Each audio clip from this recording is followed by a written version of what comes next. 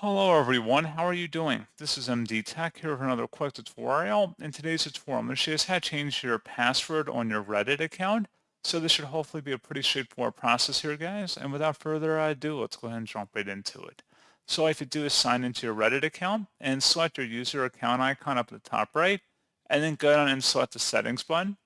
Under General, select the password button here, and then you'll have to insert your current password and then the new password. And you will have to acknowledge that changing your password logs you out of all browsers on your devices. Checking the box also logs you out of all apps you've authorized. And you can also go ahead and just select save once you're done with that.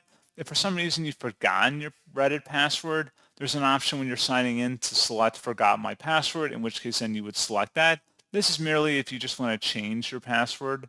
So pretty straightforward process on that, guys. And as always, thank you for watching. I do hope that was able to help you out, and I do look forward to catching you all in the next tutorial. Goodbye.